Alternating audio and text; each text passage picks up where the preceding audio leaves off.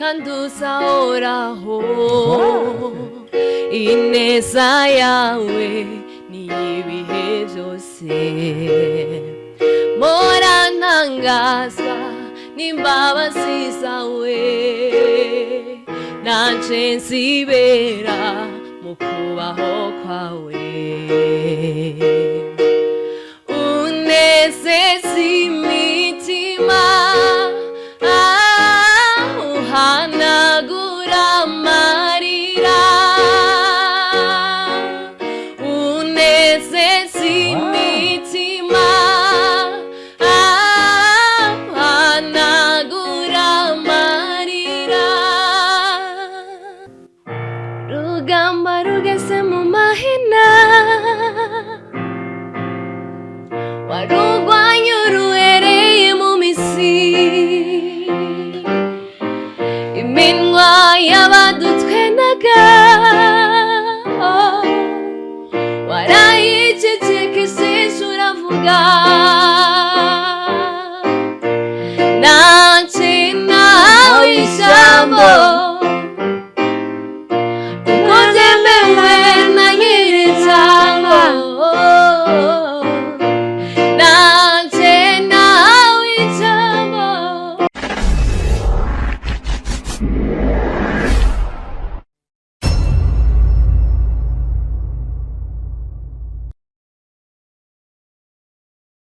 Oh, hello bakunzi ba Sky Media TV, ni kurundi mwanya ni kukandi kanya kandi twongeye guhura nk'ibisanzwe muri kumwe na Amigo Amin Chaga Classic. Buri gihe umbonye kuri microphone ucumenya yuko ndakuzaniye update utazokwigera usanga ahandi ya ndakubwira rero aho uri hose muhiri wanyu turagukunda kandi turagutasha. Nk'ibisanzwe rero simba ndi jenyene muri kino kiganiro mubizi yuko mba ndi kumwe n'umutumire. Uno munsi rero nagiriwe amahirwe yo guhura n'umwigeme ngira ngo muramubona sindi bumuvuga izina cyangwa se sindi muvuge mu mazina wenyine araheraho atwibwire amazina yiwe atwidondore n'icamuzanye muri Sky Media. Karibu cyane.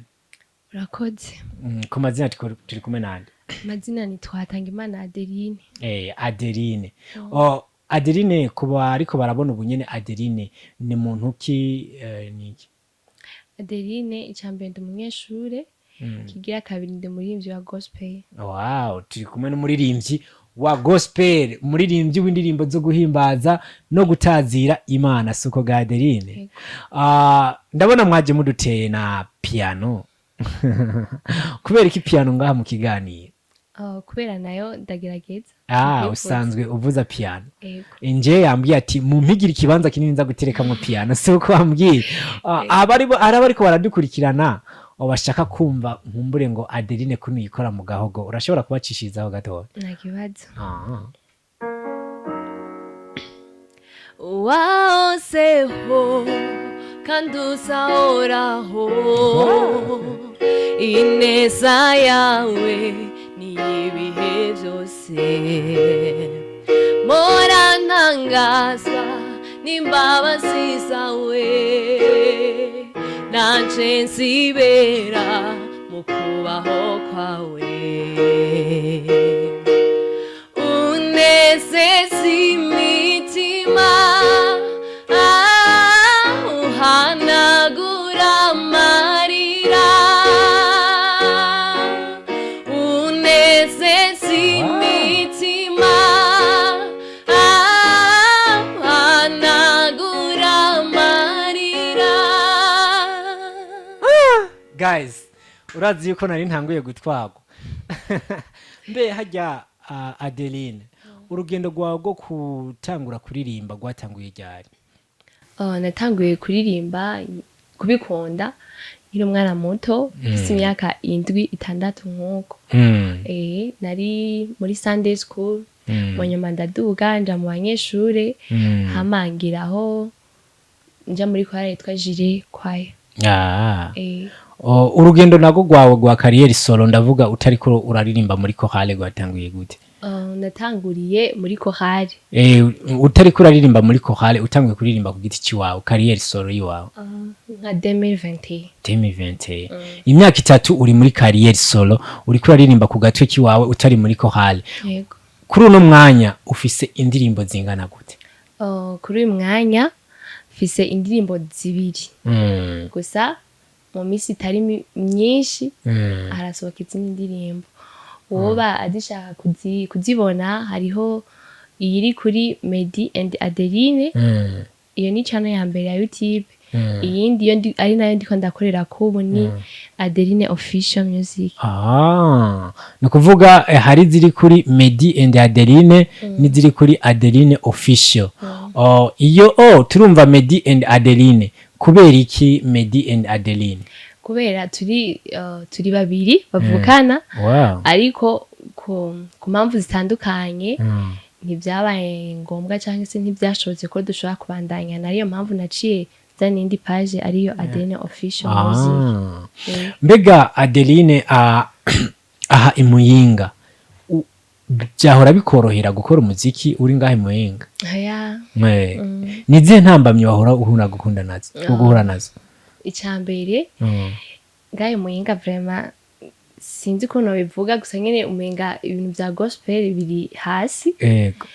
Niyo mpamvu bitanyoreye gukorera indirimbo ari nayo mpamvu mbere yuko nja gukora indirimbo ndazikorera Ingozi muri Victory Media mu producer dukorera akaba ari If Mix Sound ariko ubu nkangiye kuza ndakorera mbega shaka utarahura na producteur ngo ubone yuko mwohuza wamaze kugira icizere yuko ngaha ashobora kuguha product ukeneye zigiye uko ashobora kubikora kandi neza. Voilà. Adeline watubwiye yuko ufise indirimbo zitatu hajya zitatu muri izo izifise amasanamu ni zingahe? Ni zibiri. Imwe iri kuri Medi and Adeline gusa iyo ntibazombonamwo harimwo Medi Grand Sale rero iyo yindi video iri kuri YouTube yanje ariyo Adeline official music turi babiri ariko iri kuri page yanje. Ndashaka kumenya rero nkawe nk'umukobwa muhira bavyakira gute kubona umukobwa aririmba muhira baba bavyakira gute? Muhira baranshigikira abavyeyi banje vraiment baranshigikira kandi cyane baranifuza yuko notera imbere. Mbe hajya uburyo bwo gukora umuziki kenshi bukunda kuva he? Abavyeyi. Abavyeyi baba baragushikira cyane. Mbega tugiye kuraba ugiye kwihweza umuziki wo ngaha mu Burundi na cyane ngaha imuyinga ni kihe kintu kibuze kugira ngo natwe tugire ku rwego nk'ubwo abandi bariko? Mpatiye ngaha imuyinga icambere nobwira n'abantu bafise impano yo kuririmba ndavuga abaririmbyi ba gospel ko bobikunda bakanashira ku mugaragaro impano zabo. Abantu bumvise yuko ufise indirimbo ariko ubunyene bariko bararaba kino kiganiro ntibari bushoke baca bahiba ikiganiro ngo banze kuja kumviriza indirimbo mumbure ngo wo kwikora mu gahogo rimwe canke kabiri ku ruririmbo rw'iwawe nimba ushoboye no kurucuraranga biza kuba ari vyiza. Reka ndirimbe nayo ko ndavuze. Sawa. Okay. Imana ituzi neza izina amazina yacu yose ivyo ubona bisa n'ibigeragezo ntibigutere ubwoba rema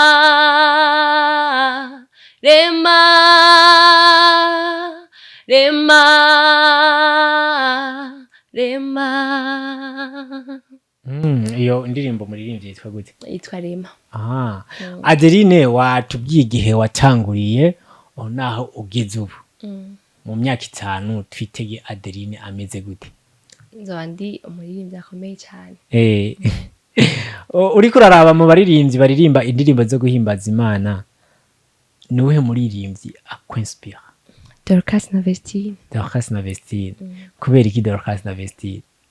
Basi indimbo barimba ziranyubaka gose kandi ndazikunda kandi turavye technique bakoresha mu kuririmba vraiment barabizi. Barabizi. Uripfuza nk'umunsi umwe yuko mwogirana collaboration? nk'ubu bo wogira amahirwe ino video ikabashikira ni igiki wobwira Vestine da Dorcas? Ico no babwira cyambere nyene ni kubasaba collabo ko twokorana babikunze. Wow. Numvise n'indirimbo zabo nizo wariko uraca mbe ni ijya niyo wariko uracuraranga cyane. Gesi wanje kandi si wabo ni ya Chris. Nkumbure ngo mu ndirimbo zabo hari indirimbo imwe wobukunda kandi wowe ushoboye no gucuraranga nkeka. Ego woducishirizaho two